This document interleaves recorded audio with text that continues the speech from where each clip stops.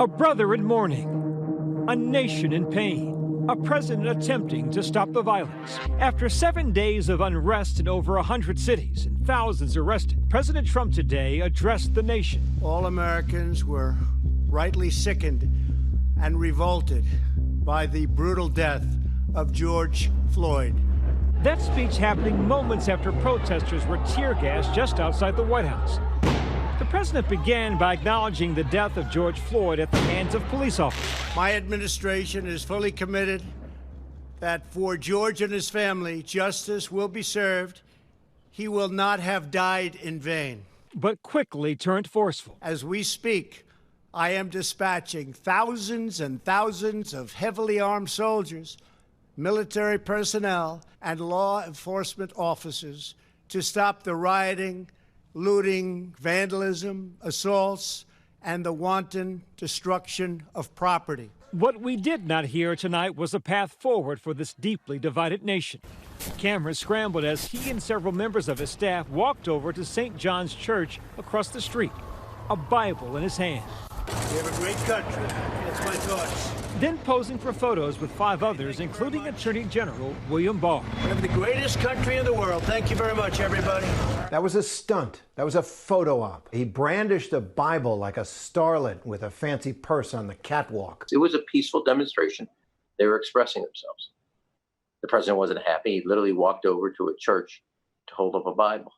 And they were charged and tear gas used to clear them out so the president could go there and take a photo.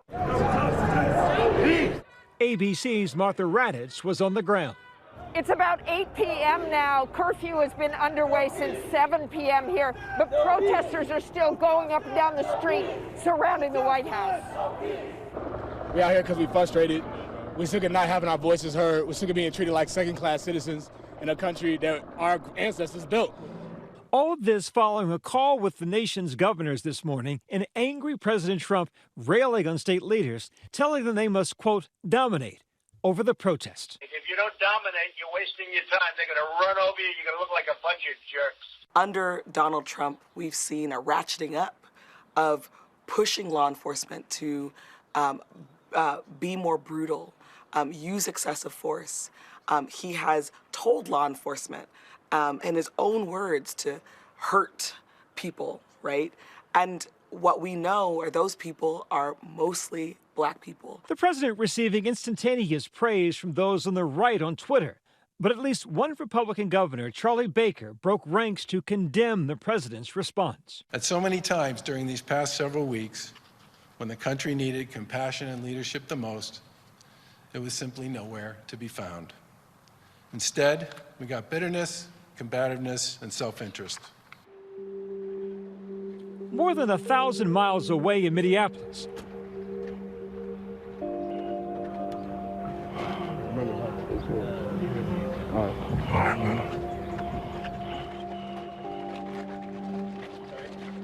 Terrence Floyd taking the steps no little brother should ever have to take. I want to pay my respects for my brother. I want to be able to just connect spiritually with him in that space. Just to be in his presence one last time. Take your time, Terrence. Terrence struggling to find his footing as he approached the makeshift memorial for his brother, George Floyd. Come on. I'm still a little numb about it, you know, because just looking at it and seeing it all over social media and just coming to the realization and actually that's my brother. When he reached the street where his brother took his last breaths 1 week ago today, the sounds of grief.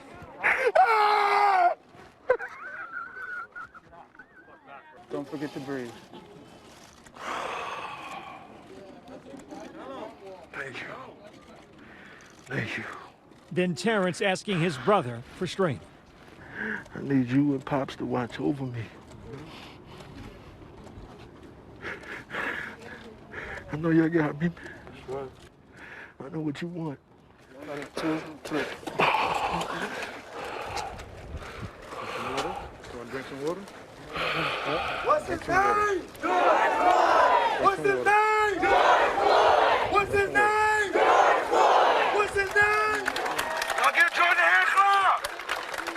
Standing before the crowd to deliver a message, his voice once again strong. If I'm not over here wilding out, if I'm not over here blowing up stuff, if I'm not over here messing up my community, then what are y'all doing? Because that's not going to bring my brother back at all. Let's stop thinking that our voice don't matter. That's right. And vote. There you go. Those are the people who want deep and profound change. They want a new leadership, both at the local level and the national, and they want their families and communities to be safe. Black Lives Matter co-founder Patrisse Cullors knows the suffering of black families all too well. Her own brother allegedly assaulted by police. She says she's been fighting for justice for too long. They're asking for accountability. They want to see the arrest of all the officers involved. They want to have no more terror, no more police terror in their communities. We barely get a sorry, we rarely get accountability, and we never get change. So what are people to do? His cause of death medically was mechanical asphyxiation. This afternoon, Floyd family attorneys announcing the results of an independent autopsy that contradicted the state's preliminary finding. Last Friday, Derek Chauvin was charged with third-degree murder and second-degree manslaughter, becoming the first white officer in Minnesota to be criminally prosecuted in the death of a black civilian. The 3 remaining officers have not been charged. I want to see all of them get punished to the full extent for what they did to my brother. Terrence told my colleague Alex Perez what he would like to see happen. Is third degree enough?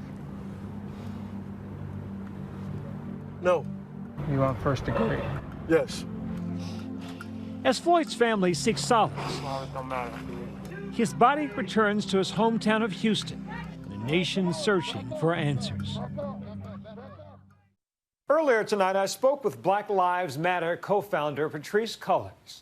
So, Ms. Cullors, first question, what are your thoughts on what President Trump said tonight? What he said tonight was disturbing and dangerous.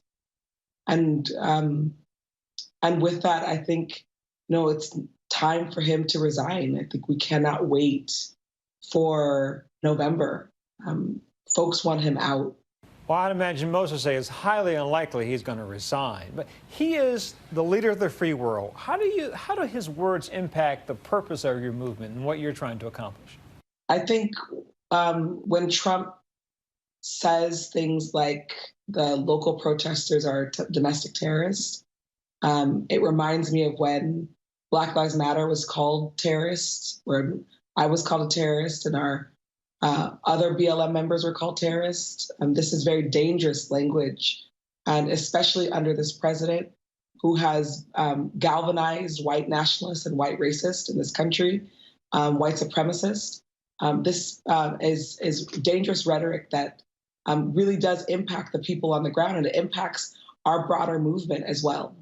With that said, how concerned are you about the looters and the lawbreakers hijacking the movement, what you so deeply want to accomplish? I think it's not so black and white, so I want us to be careful of that. It's a question that I've received over and over again in the media.